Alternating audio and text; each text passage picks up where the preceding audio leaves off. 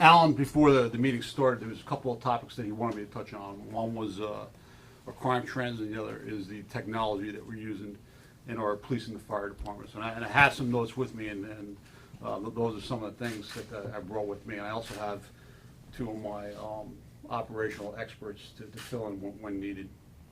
The crime trends within the town have been trending down and lower for many years now. We're at historically low levels. Again, for 2013, evidenced by our last monthly report, we're down roughly about 12%. Now, that's significant in a number of ways, because one, we've already, when I give you a little bit of a historical perspective, when I started here in 1989, our uniform crime report, that's our report that we make to the FBI, and all police departments and all municipalities report their crime statistics to the FBI. And a lot of times you'll see that when you're reading the report in the newspaper.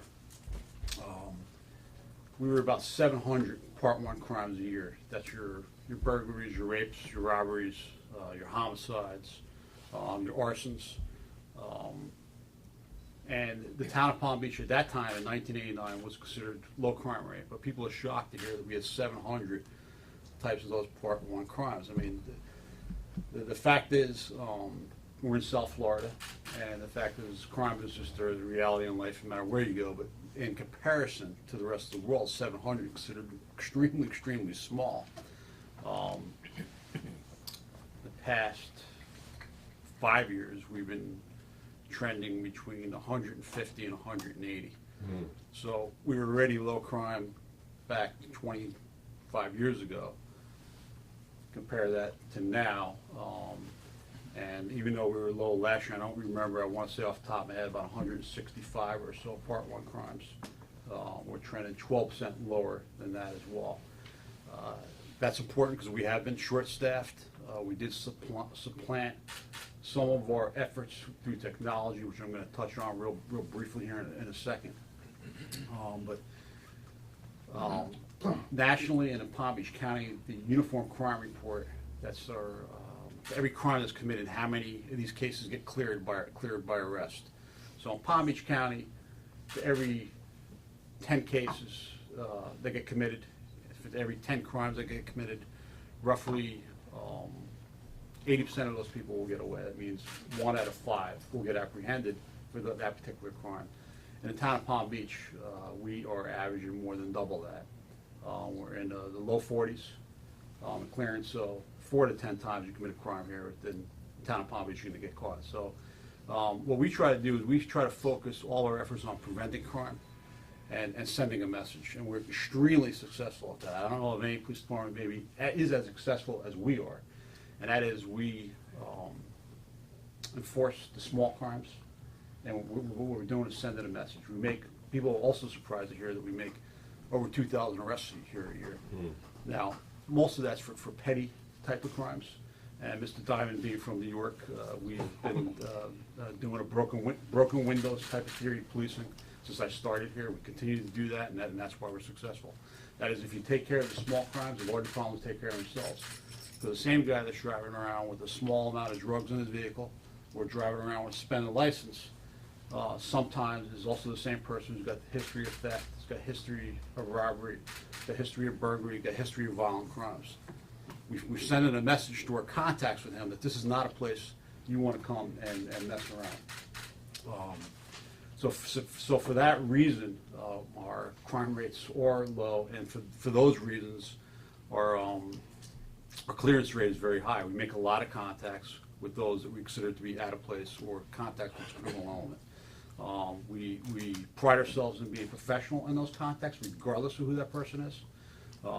We will treat the person with respect, unless it warrants other treatment. Or other areas of productivity that we measure, despite our staffing shortages, are up, particularly on the arrest side. We're about 39–40% increase in activity. We're actively recruiting right now. As of today, we have made offers to fill all the positions in both the police and the fire departments. So should all the background investigations work out, both departments should be full staffed to what our budgetary staffing levels allow. I do not expect us to be completely successful within the next couple of months, and here's the reason why. We're very stringent in our selection process. We're very stringent in our background process. There are some in the background process that are not going to make it. There are some that are going to make our background process that are not going to make it through our field training program. That's training with senior officers over a period of anywhere from 13 to 16 weeks. There are those that are going to make it through the training program that aren't going to make the probationary period. So there's several levels of checks that we make along the way. While we're doing the interviews, and I've done a lot of interviews over the past 4 months with both these gentlemen that are in the room right now, but we're really looking for what's in here. On the fire side of the public safety equation, we purposely only advertised last time for a week's period of time. And the reason why we limited it to 2 weeks, we just simply can't process that many applications. We've got over 500 applications to process. The time before that, we had, I think, 1,100. It's a staff intensive. It takes a lot of work to sort through all those applications. It's a highly desirable job. It's a highly desirable profession. Last year, you heard me talk about our town-wide security initiative camera system. It's been a great success and something that we plan on expanding on. It was a large cost, and part of that large cost was building out the infrastructure of the system. It's basically, to put it in layman's terms, the infrastructure cost was building out a network similar to like a cell town network, where it's wireless and they send the information off the towers. So we had that grid set up within towns. Now it's just setting up cameras throughout town. Now we already have cameras throughout the town, security cameras. So should we have a crime, we at least have some information to go on. Particularly if we have a time period, particularly if you have a little bit of information that increases our solvability. That little bit of information may be a blue Chevy or Hispanic male, so we can go back through all the footage and look through that. Now we plan on expanding the network, and as part of that expansion, we're planning to put the information out, because we're ready now for a public-private type of partnership. A telemedicine project is something that we're working on. You might have heard me mention it last year, and essentially what that is communicating with the emergency room at the hospital from our fire rescue vehicles. Our paramedics will be able to communicate through a iPad type of device. What we did is we looked at some technology, some software called the Priority Dispatch. We applied for a grant which we received from 9/11 funds at Palm Beach County, and the Priority Dispatch is a set of algorithms that are set up by medical doctors, and it prompts the dispatcher to ask the right questions from the beginning.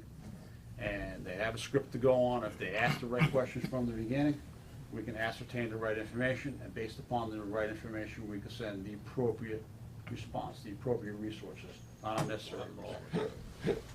And you know what it is? I think nothing's weird to me anymore. I'm so I've been so desensitized that just nothing's odd to me anymore. Thank you very much. It was wonderful.